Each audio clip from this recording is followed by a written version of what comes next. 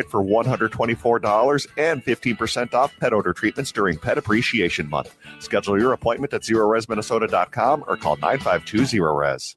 Portions of the following program may be pre-recorded.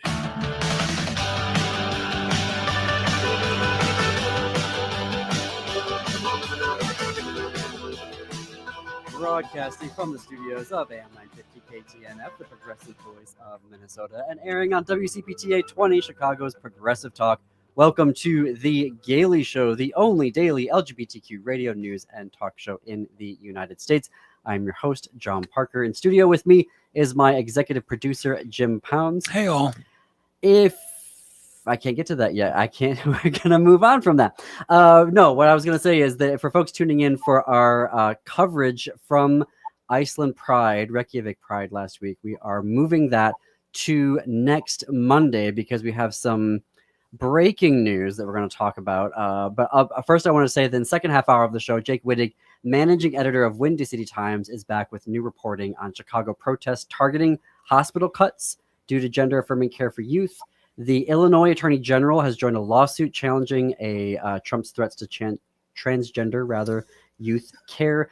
The University of Illinois Health has become the latest Chicago hospital to halt their gender-affirming care for youth. And we'll also be looking at the potential of Medicaid cuts on HIV and LGBTQ plus care.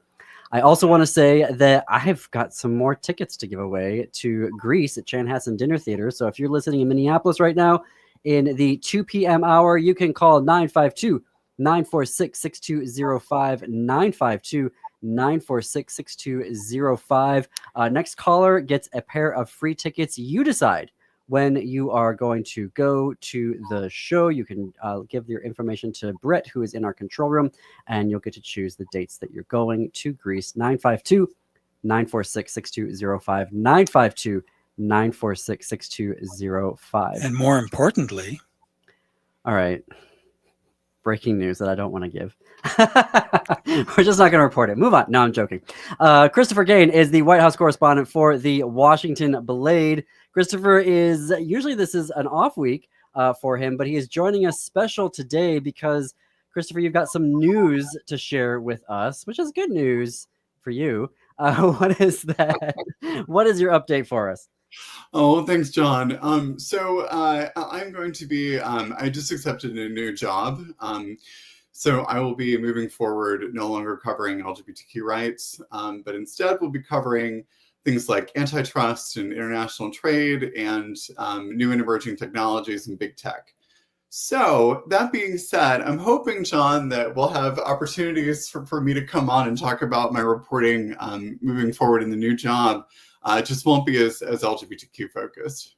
Well, that is a cover. I'm glad you said that because that is a coverage area that is beyond my wheelhouse and is super important to the community right now. And so if you are, I will take you up on that offer for you to share your new reporting. We wanted to, this is why we've pushed off our other coverage because you've been such a great friend to the show and very gracious bi-weekly since January. Since we kicked off, you are our first featured contributor from an LGBTQ newspaper. And so I couldn't just let you go off to this fancy new job and not say thank you for all of the excellent reporting you've been giving to us from DC, from the room where it happens in the White House. And so we've been very grateful to you, not just though I want to say from our show, but just now speaking as a member of the LGBTQ community. We don't have enough LGBTQ reporting going out there. We do not have enough reporters, excellent award-winning folks like yourself who are out there on a daily basis, telling what is happening to the community, providing journalistic truth. And so just as a member of the queer community, thank you for doing that work at the Blade and elsewhere. It's been really important for us, now more than ever. And so we congratulate you on your new position. And also are very grateful for the work that you've been doing for us.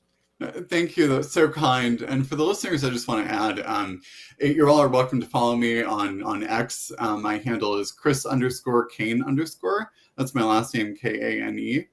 And I know the Washington Blade is going to continue doing great work after my departure, and I'm sure the next person to fill my shoes will be excellent. So please keep supporting the Blade. And it's always been a pleasure talking with you guys every other week. So I appreciate the opportunity. Is it intimidating to think about reporting on tech? I mean, I know I have this age problem, which makes it hard for me to even fathom that.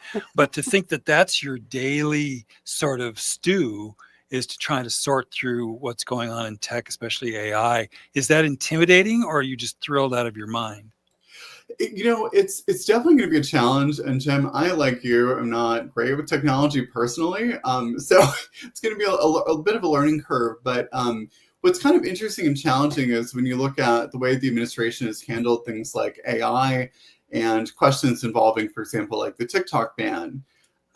That's what's kind of challenging or intimidating to me, is that decisions are made so quickly and seemingly arbitrarily, and often for reasons that are, shall we say, not exactly on the up and up, right? So that's going to be a challenge, definitely moving forward into this new role. But exciting as well. Yeah. Well, I mean, people will say that his decisions have to do with whoever he talked to last. Yeah. Which is like, how in the world do you report on that? How do you find out who he talked to last?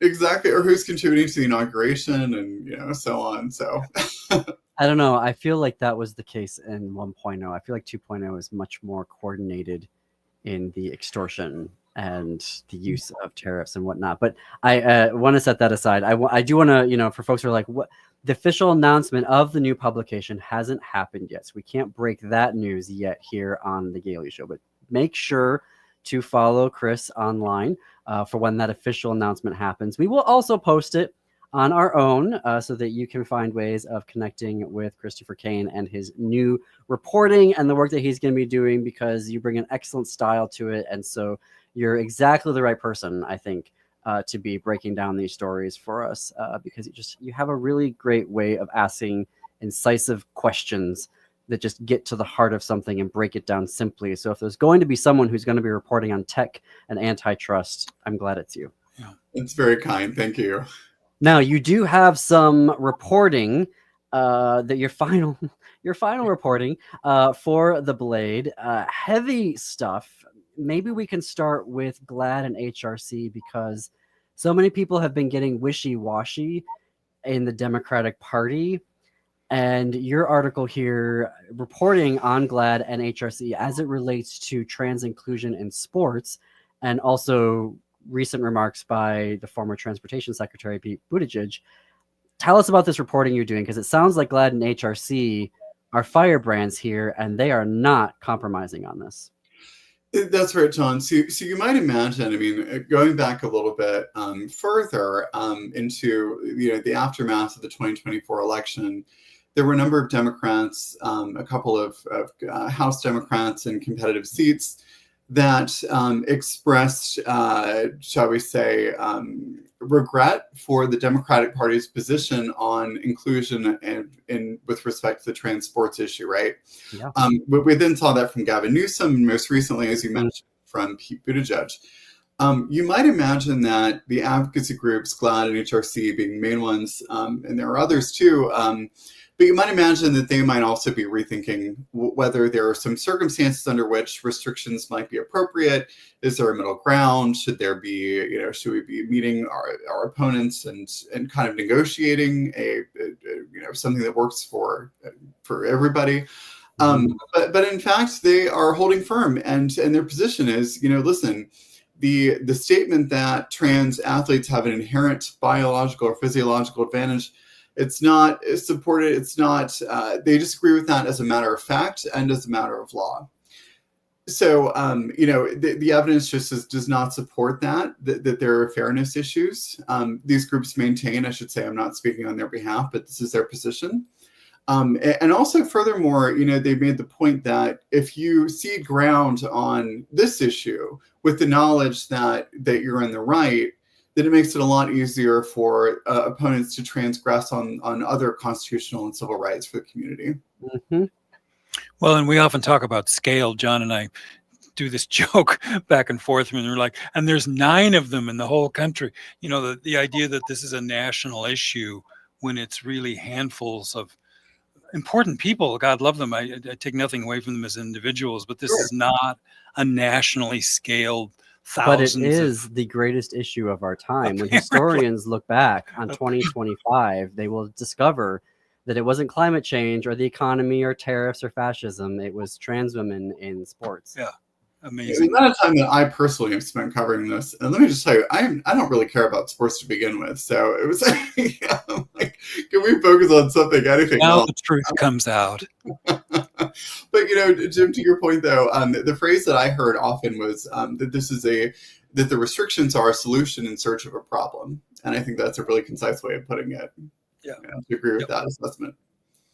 But it's also revealing to me this issue of how cruel Americans are willing to be, particularly university presidents. And I'm looking at you, UPenn, right now. The horrifying way that they have not only thrown a former student athlete under the bus when they and that athlete were competing on all of the correct rules at the time, to toss out all the records of her participation and to write personal letters of apology based on extortion from the executive branch of the United States.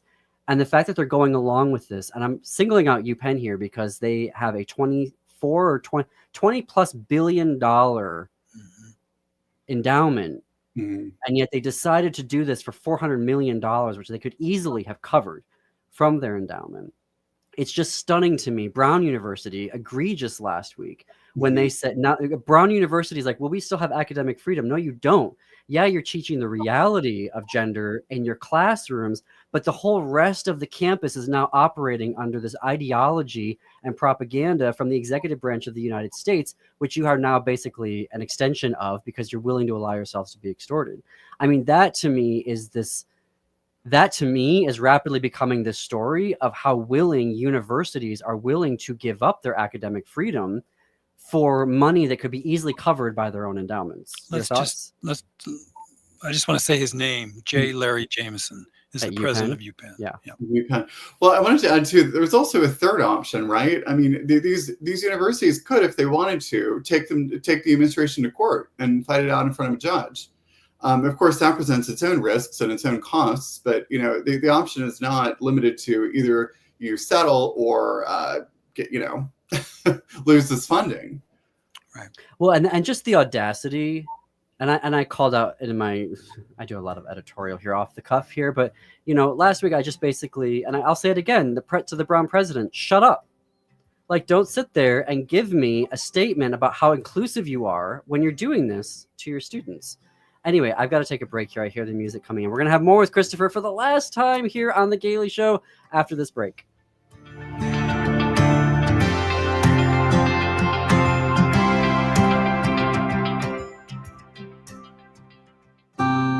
Hi, I'm Peter Solak. And I'm Adam Ostrowski. We are here at Woodland Stoves and Fireplaces to talk about outdoor fires. Sitting around a fire is the oldest, most basic form of human activity. What's new is in the way fire is burned. We can show you how to burn cleaner with a lot less smoke. The radiant heat and light from an open fire is unmatched. It kindles our spirits and connects us to the outdoors. And now it's easier to experience and enjoy. Woodland Stoves and Fireplaces sells and installs wood and gas burning fire pits and fireplaces. Let us help you experience an outdoor fire without all the smoke. Come see the many ways you can enjoy.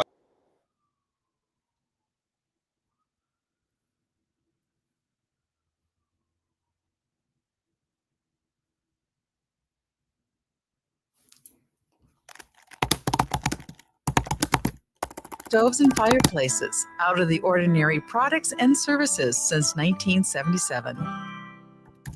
Overwhelmed trying to make sense of Medicare? As a licensed advisor, I can help you determine your healthcare needs and evaluate your options. I'm Harvey Pearl of Pearl & Company, and I want you to have the peace of mind knowing you have the best coverage available. You deserve an advocate you can trust and coverage you can rely on. And there's no fee, ever.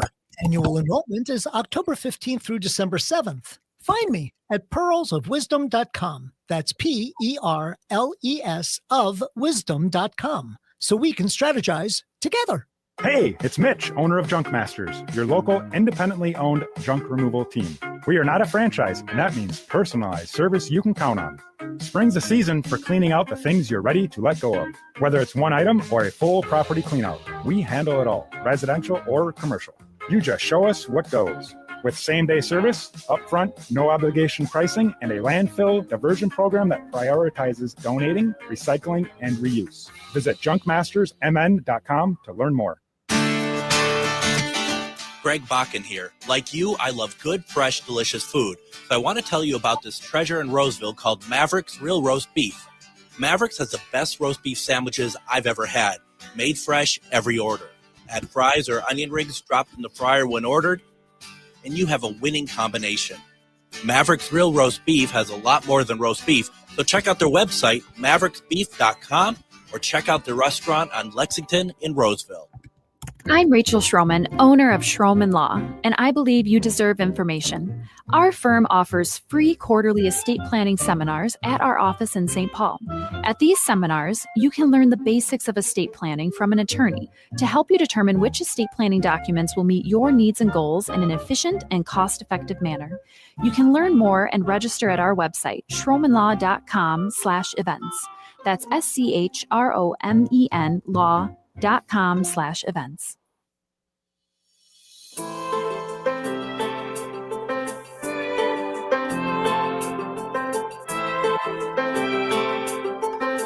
Welcome back to The Gailey Show. I'm John Parker. We're coming up on the bottom of the hour.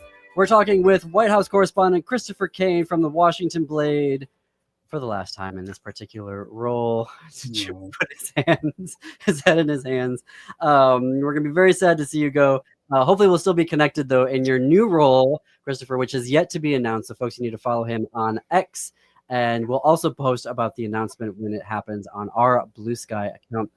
Christopher is sharing with us his final reporting for The Blade. Before the break, we were talking about new reporting that he had about GLAAD and HRC really holding the line as it relates to trans participation in sports.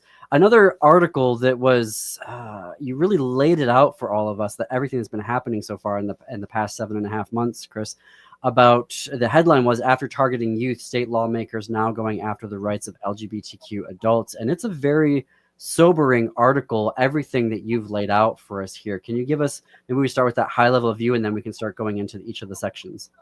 Absolutely. So, the reason that I took this on was that there's been, I think rightly, so much of a focus on the presidential administration's efforts to go after the LGBTQ community, especially transgender people.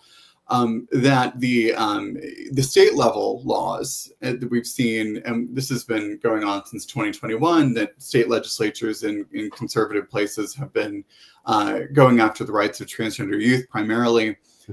But this year we're starting to see an expansion of that. And it was exactly as advocates have warned for years, that the focus will shift to the rights and freedoms of transgender adults. And not just transgender adults, I should say also. I mean, we're seeing, I don't know if you've talked about the Kim Davis case, but there was an effort to once again relitigate the marriage question. So, just a broad-based kind of assault on the rights and freedoms of LGBTQ adults. Everyone's favorite lack of a haircut is back in the news. Or any grooming. She literally has not changed her hair in 10 years. I don't think I don't know why I'm so obsessed with that, but like, girl, come on. I'm nobody to criticize, but give me a pixie cut. Give me some bangs. She doesn't groom at all, I don't think. So there was, where do we start here? You listed out the number of bills that are coming up here. So how did you, the ACO tracked, there were 520 in 2023, 533 anti-LGBTQ bills in 2024. And by February of just this year, it was already 339. It is primarily happening in states like, your Texases, your southeastern United States, but you're also seeing this happening in blue states. I know it's happened here in Minnesota. Yeah. That's right. And you may remember, and you guys border Michigan, right? No. Minnesota doesn't. Minnesota doesn't. Okay. I'm sorry. That's shameful that I told you. We share a lake. The Lake Superior. That's right. Okay. Fair enough. So, in, shall we say, neighboring Michigan, there was that Michigan state legislator who, drafted a proposal to urging the Supreme Court to overturn the Obergefell decision, which of course was the major same-sex marriage decision along with Windsor. So this is not necessarily like super new that we're seeing it from bluer states, but we certainly are. I mean, conservative legislators are pushing this stuff forward, even in states where they know that it has no chance of becoming law. Well, and that's something that you point to in your article as it relates to gay marriage is that, Kim Davis's lawsuit to scholars seems fringe, and yet the Supreme Court has seemed very willing to take fringe and turn it into law just out of, thin air. And so I think it's really, I don't trust anymore. I'm sorry. I am more skeptical of experts who say, well, this is a fringe case. It probably won't go anywhere as it relates to this particular court, because they seem to be just looking for anything that they can use to get their agenda across. But am I wrong on that, Christopher? I mean, what's your take on it? I don't think you're wrong at all. I don't think you're being alarmist at all. I share those very same concerns. And, I'm not the first person to point this out, that, the Respect for Marriage Act, which was legislation passed under the Biden administration that shore up some legal protections for married same-sex couples, only requires that the federal government will recognize marriages that were performed in places and at times when they were legal. In other words, theoretically, the U.S. Supreme Court could overturn Obergefell, prohibiting the issuance of new, or allowing states to prohibit the issuance of new marriage licenses to same-sex couples. So there's still that huge risk. And that was legislation that Senator Tammy Baldwin from Wisconsin, out lesbian senator, shepherded through the Senate in anticipation of when he was reelected, said, oh, no. And she did, I think, a masterful job with the administration, the Biden administration, of getting that passed. And thank you for bringing that up, because I think folks are wondering, what will happen to my marriage? It sounds like they will continue based off of the Respect for Marriage Act, but there will be no new marriages. And I'm sure they'll even try to come after the the ones that exist here. I mean, this is such a huge speculative question to ask you, Christopher. But having done the role that you've been in, and concluding here at the Washington Blade as their White House correspondent, what is your sense of where this administration is headed?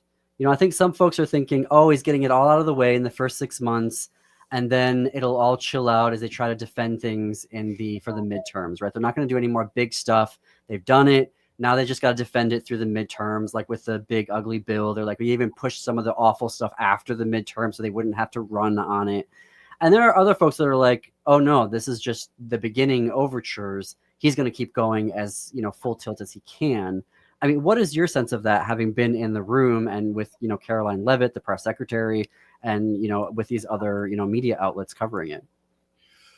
So being in the prediction game is really hard under Trump, especially.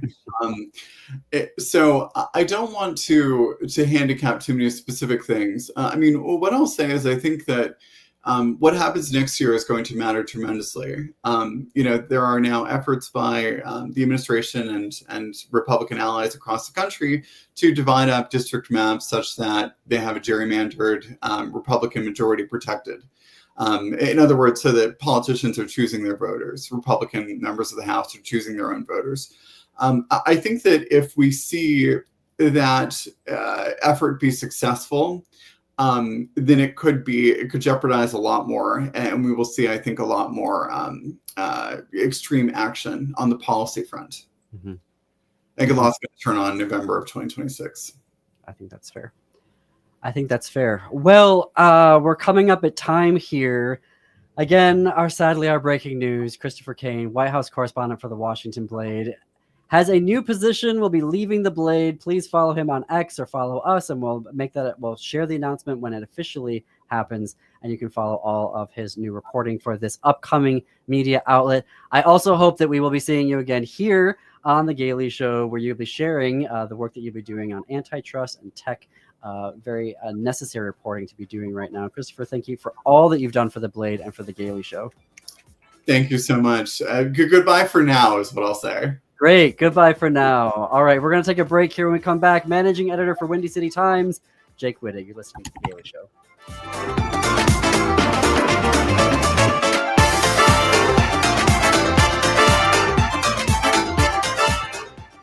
This is Santita Jackson. Monday through Friday, 6 to 8 a.m. Central, we'll bring you the best progressive talkers, thinkers, and doers on AM 950, Minnesota's progressive voice.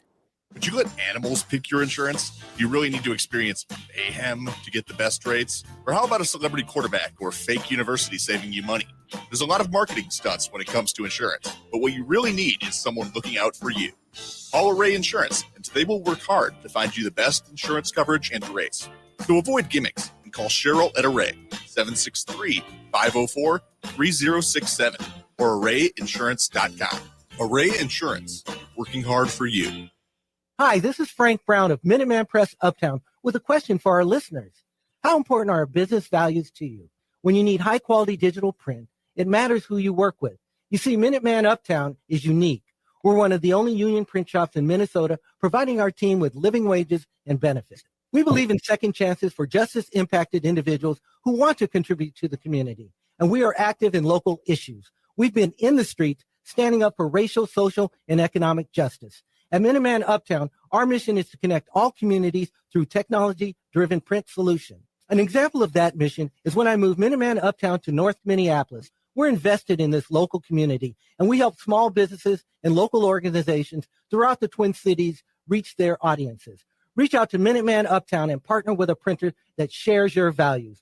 Call us today at 612-870-0777 or visit us at mpuptown.com. That's mpuptown.com. KTNF AM 950, St. Louis Park, Minneapolis, St. Paul. Greg Bakken here. I've told you about the out-of-the-world roast beef sandwiches at Maverick's Real Roast Beef, but I haven't told you about their Philly steak sandwiches, turkey bacon avocado sandwich, BLT, crispy chicken, fish sandwiches, brisket, or pulled pork. Okay, you get the idea. They make a lot of delicious food to the same standard as their famous roast beef sandwiches, and now I'm starving. I'm going to go to Maverick's Real Roast Beef off Lexington and Roseville, and you need to go too. Check out their menu at mavericksbeef.com. Hey, it's Robert Pilot from Native Roots Radio. The Minnesota State Fair is packed with 12 days of fun with food, rides, animal shows, and much, much more. And right in the middle of it all, you'll find Indigenous voices making an impact. Seat the common table for lessons in Indigenous food justice. Visit with Native authors and watch drum groups. Plus, stop by the Native Roots Trading Post back at the West End Market. Tickets are just $17 through August 20th at mnstatefair.org. With your AM 950 weather, I'm Brett Johnson. Look for sunny skies today with a high near 82, tonight partly cloudy with a low around 66, and Thursday sunny with a high around 79. Since 1984, Cafe Latte has been serving up gourmet soup, sandwiches, and salads in a relaxed cafeteria setting. Everything's made fresh with real ingredients, no artificial flavors, colors, or preservatives. Located off Victoria and Grand. Learn more or place your order at cafelatte.com.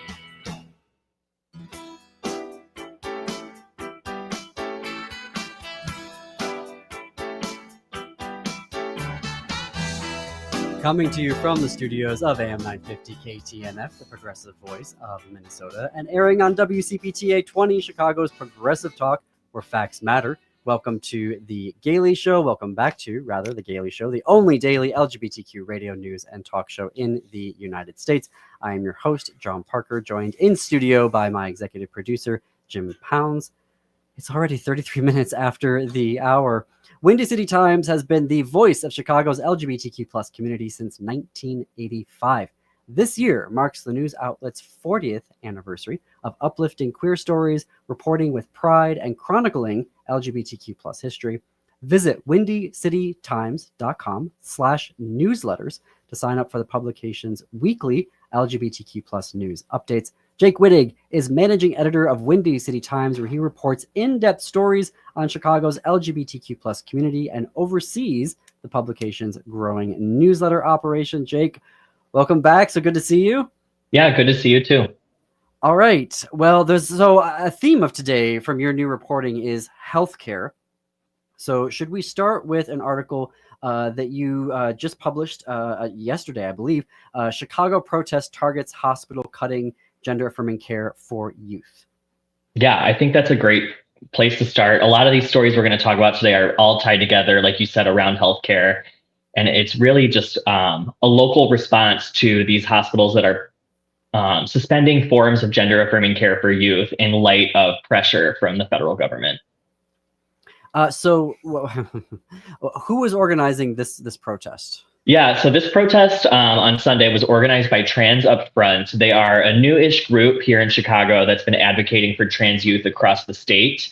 And it was organized by them, as well as Silas from the Chicago Therapy Collective, which is a trans-led organization on the north side here in Chicago. So they organized it together, and they had a few different demands. Partially, they had already been planning this, actually, just a rally for trans youth. And then we had 2 more hospitals in Chicago announce that they were suspending certain forms of gender-affirming care for youth, bringing our total up to 4 major hospitals in Chicago. So it really upped the urgency of this protest. So those 4 are University of Illinois Health, Rush University Medical Center, Lurie's Children's Hospital, and the 4th one is the University of Chicago. Yeah. So that's 4 now. And according to the activists, there are no more hospital systems in Chicago that are offering gender-affirming surgeries for youth or certain forms of care. In Chicago. Yeah. According to the activists, I don't know. There may be some that I'm not aware of, but in terms of the major hospitals, I haven't been able to identify any that are still offering those services. What? Yeah, it's leaving a lot of kids without life-saving care. We say this all the time, but like experts even say that gender-affirming care saves lives. It's medically necessary. When transgender people who are experiencing gender dysphoria are deprived of this care, they have higher rates of anxiety and depression and other mental health issues. So it's really sad. And then at the same time, we have the federal government looking to end the 988 LGBTQ option on the crisis line. So all these issues are tied together, and that's what this protest was really trying to emphasize. So their demands were to restore this gender-affirming care for youth, to restore the 988 option on the crisis hotline nationwide, and then also invest more money in housing for trans youth, because all of these issues work together to make it harder for trans people to succeed. And this is as the Illinois Attorney General has just joined a lawsuit against the Trump administration. Can you tell us about this case and the AG's role in it?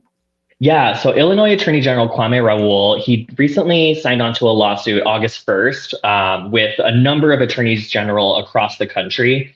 The press conference was him along with attorneys general from Connecticut and California, but there's many others who have signed on.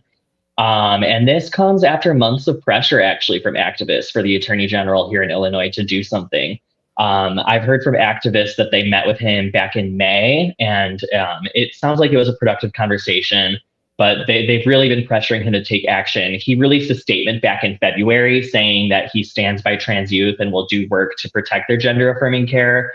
But as more and more hospitals in this state are scaling back on their gender-affirming care offerings for youth, the activists have been really calling for action from him. And this even came up at Sunday's protest. One of our state reps, I'm going to butcher his name, but Hon Hyun, he was speaking during the rally, and someone in the audience called out, "Where's Kwame?" referring to our attorney general.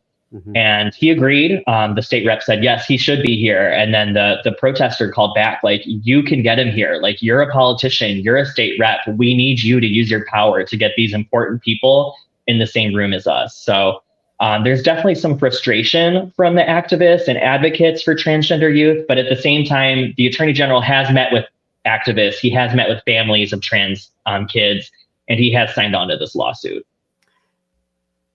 Has there been talk about the AG's office suing these hospitals for violating the Illinois Human Rights Act?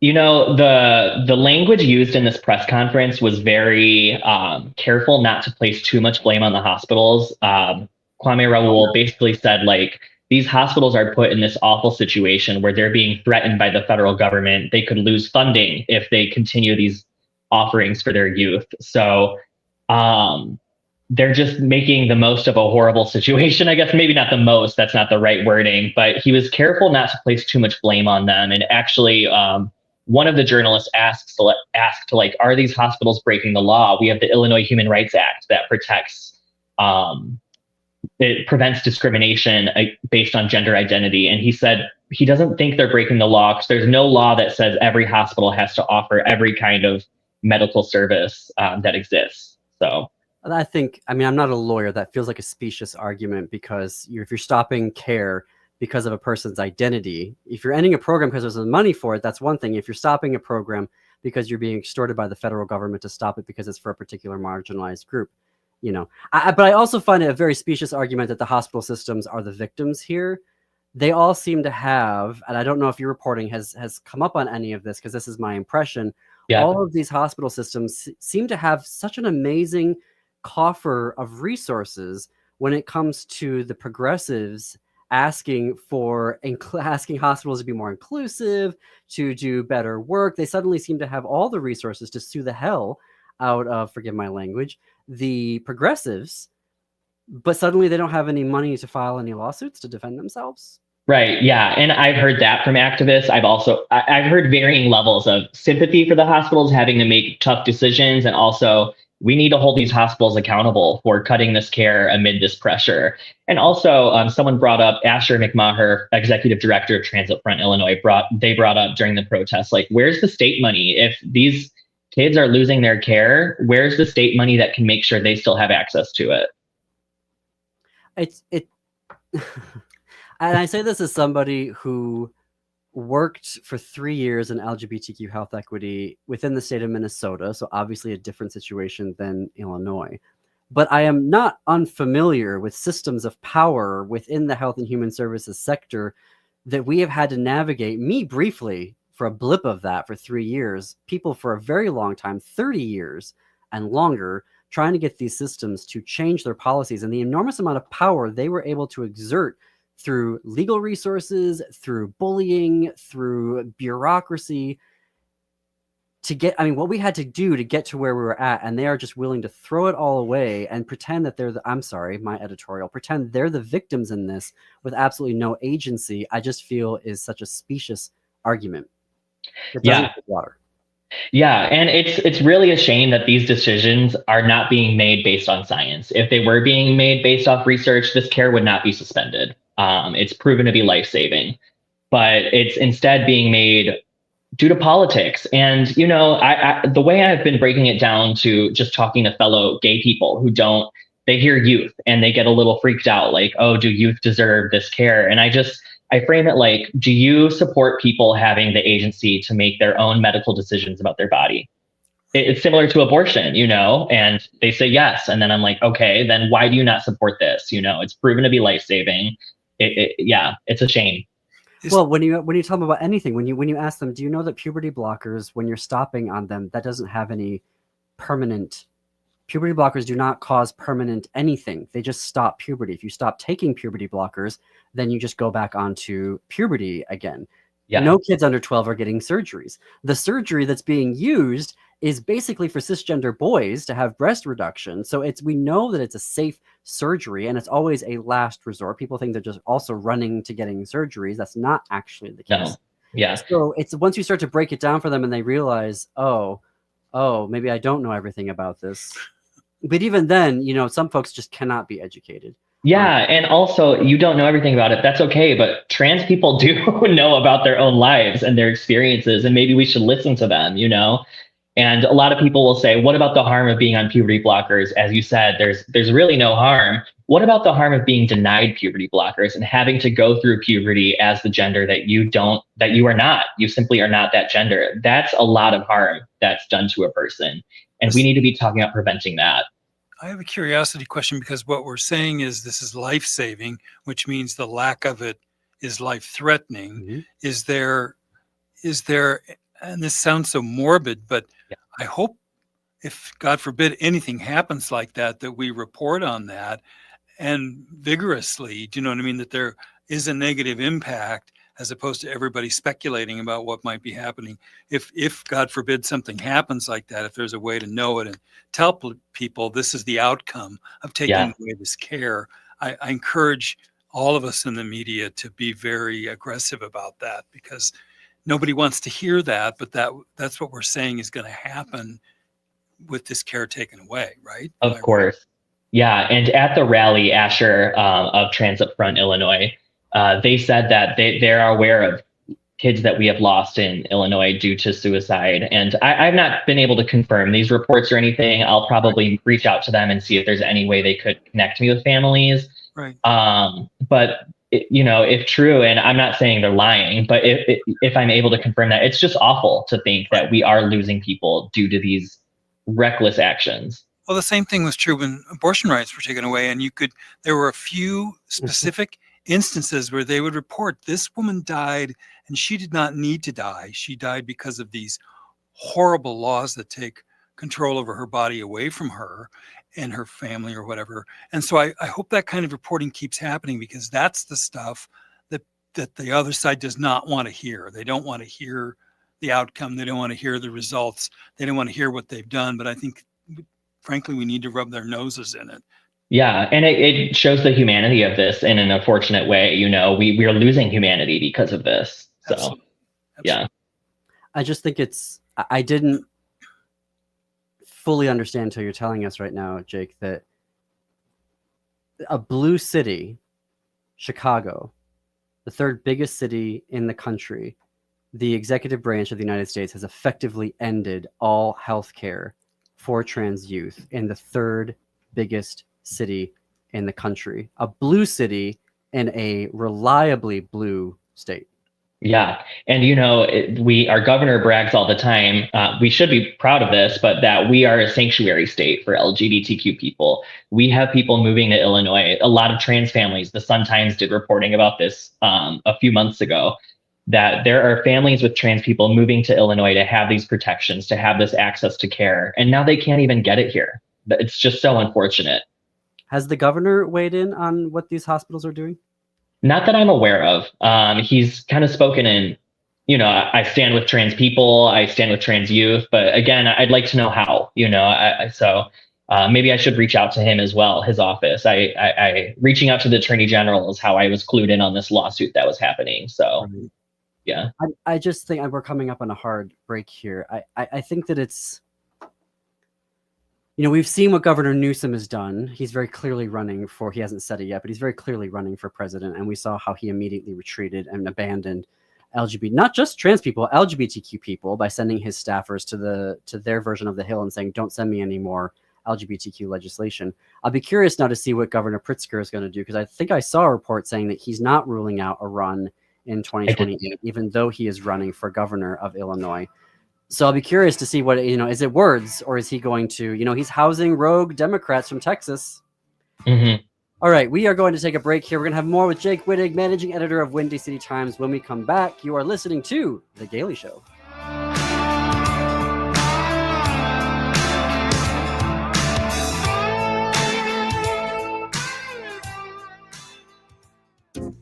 Hey, it's Tom. There's a war being waged on clean energy. A bill in Congress could eliminate the 30% federal tax credit for solar by the end of 2025. And once it's gone, it may never come back. Fossil fuel giants and their MAGA friends in Washington want to kill green energy. But you can fight back. Going solar with All Energy Solar isn't just smart, it's a form of resistance. You choose where your money goes, not to utility companies, not to fossil fuel billionaires, but toward clean, renewable power for your home. A system from All Energy Solar works in Minnesota year-round because it runs on sunlight, not heat. So even in the dead of winter, you're generating electricity. And All Energy Solar helps you save with every rebate and incentive available. This is the moment to act.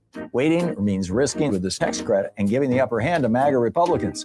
So get your free consultation today at allenergysolar.com and take back your power. When was the last time you had your roof inspected for extreme weather and hail damage? This is Chad, owner of AM 950, to talk about the exterior construction company I trust, Snap Construction. If you've noticed new roofing projects in your neighborhood, your home was likely hit by hail last summer and experienced damage. Snap Construction is helping homeowners like you, and they're the roofing specialists I trust. They are the most well-reviewed contractor in the Twin Cities and have a ton of positive customer reviews from homeowners just like you. Even better, Snap Construction's installations are backed by a lifetime warranty, so you know you're dealing with a qualified roofing expert. You want to work with a company that will be here for a long time after the work is done. Snap Construction has handled thousands of claims and will help you through the process. Do yourself a favor and get a free roofing inspection so you have the facts and peace of mind you deserve. Call Snap Construction today at 612-333-SNAP. That's 612-333-SNAP, or visit snapconstruction.com. Where's Francois? He's lost in a sugar haze tracking Nicolette's macarons from one summer stop to the next. And now they've landed at the Minnesota State Fair. You'll find their vintage macaron truck in the West End Market between Lulu's and the Blue Barn. They've got 16 gluten-free flavors, including 4 just for the fair. Cotton candy, root beer float, sweet corn, and mini donut. Nicolette's macarons are the perfect pick-me-up from all that deep-fried fair food. Light, sweet, and absolutely delicious. That's Nicolette's macarons. Summer is going fast, but Next Chapter Booksellers has everything you need to keep up with your summer reading. From the hottest new titles to timeless classics, Next Chapter Booksellers has something for any taste. Their friendly staff are great at making recommendations for the perfect summer read for you or your loved ones. Plus, Next Chapter Booksellers has a wide variety of puzzles and games for those rainy days. So keep up with your summer reading at Next Chapter Booksellers off Snelling and Grand in St. Paul. More at nextchapterbooksellers.com.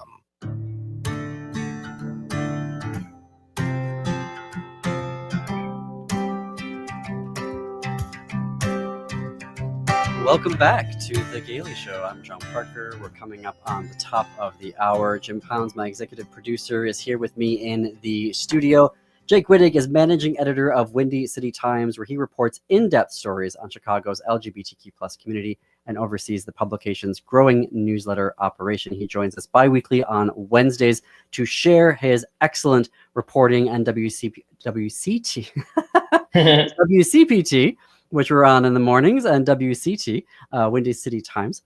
All right, so before the break, we were talking about a protest that happened this past weekend against a hospital for suspending gender-affirming care for youth. The Illinois AG has joined a lawsuit, finally, against the Trump administration. Give us some insight onto University of Illinois Health, which is the latest hospital, the fourth one, to halt gender-affirming care. Have they given a reason for it? Do I want to hear it? No, I'm joking. Tell us. The reasons that these hospitals have been giving have been pretty vague. U Chicago actually is the one that gave the most specific one, and they said that they're afraid of losing Medicaid funding, which is something that Republicans have threatened. They would rescind Medicaid funding if hospitals offer gender-affirming care. And the majority of U Chicago's patients receive Medicaid and Medicare. So they're, I guess, like the phrase, maybe I'm saying it wrong, but it's like cutting off the arm to save the body or something like that is kind of the approach they're taking. But overall, the statements have been pretty vague, and that could just be due to legal reasons. Mm-hmm. I think that who holds the better hand there, actually? If you they're going to sit there and assume that their patients and whatnot are going to be like, wow, how dare you take away my health care for these 3 trans people? But on the other end of it, it's like, yeah, go ahead, take away the Medicare and Medicaid and see what's about to happen to you. Right. Yeah. And one thing I do want to say, actually, that Albie Gutierrez from the Chicago Therapy Collective brought up at this protest is some studies have found that about 60% of people who receive gender-affirming care are white. So that means a lot of people of color aren't even receiving gender-affirming care to begin with, and that's due to barriers that people of color face. So when we're talking about protecting gender-affirming care, we also need to be talking about making sure everyone has access to it. And I just think that's an important piece that didn't really make it into my story, but I do want to make sure it's known. Mm-hmm. No, thank you. Thank you for adding that additional nuance to this conversation. I didn't know that fact point. That is unfortunately not surprising. Yeah. Okay, so to round out this, we speaking of Medicaid. Exactly. So with these cuts that are now coming, to the system, it's going to, and I want to use the word that you used here in your headline, gut HIV and LGBTQ plus care. Can you begin to unpack for us what that means? What is that going to look like? Yeah, so there are some sweeping cuts to Medicaid and Medicare coming as part of the so-called Big Beautiful Bill Act. And basically, we're going to lose, it's going to cut Medicaid, Medicare, and the Affordable Care Act by more than $1 trillion, according to some reports.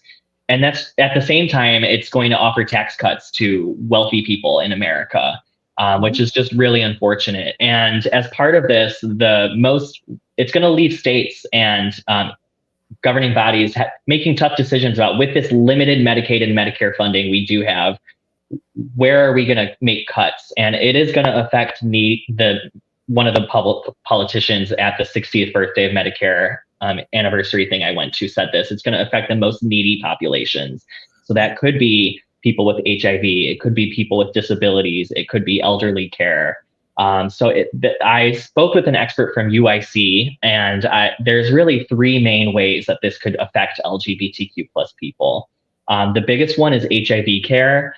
I think it was about 40% of people living with HIV. Yeah, 40% of non-elderly people living with HIV are enrolled in Medicaid. And that's just compared to 15% of the overall population. So it's really life or death for a lot of people living with HIV. And something that I don't know, I mean, do you know the numbers in Illinois? I don't know them, but here in Minnesota, we were actually having outbreaks of HIV in the Twin Cities and in Duluth. We were seeing the rates going up, remarkably so. I mean, not like, one or two cases, but, exponentially.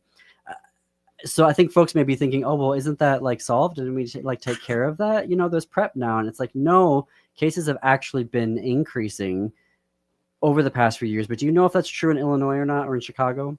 I don't have the exact numbers, but I do know we've been making progress. We have a plan to get to zero HIV transmissions by 2030, and we've been making progress on it. Governor Pritzker and Lieutenant Governor Juliana Stratton unrolled a phase 2 of that plan as we've made progress, just kind of what's working, what's not, and reinvigorating that plan.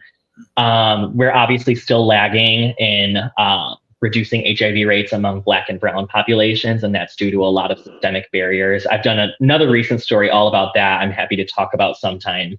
But we are making progress, and this could threaten it.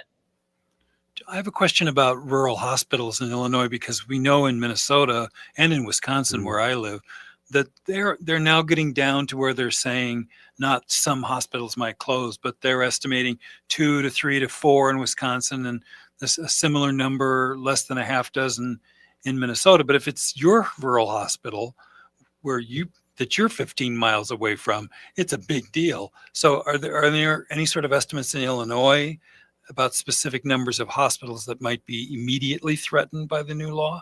Yeah, I do not have specific numbers, but U.S. Rep. Raja Krishnamurti, who is running for Congress actually, or for Senate, he basically said this could upend economies in some communities because hospitals will close. That's going to be lots of jobs lost. And then without those hospitals, people are going to have to travel even further for that care. This is why we tune in for Jake and this amazing reporting. So comprehensive today that we got to look at healthcare in this way. Visit windycitytimes.com/newsletters to sign up for Windy City Times weekly LGBTQ news updates. More from Jake. Thank you, Jake, for joining us today. Yeah, thank you. It was good.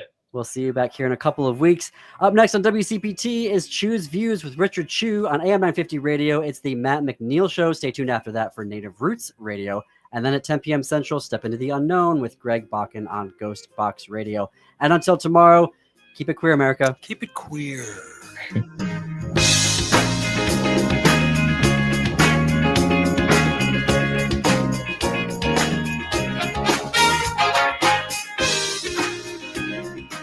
Hi, it's Mitch, owner of Junk Masters. Spring's the perfect time to get your space back and clear out those unwanted items. The best part? Just show us what goes. We are local and independent, just like AM 950.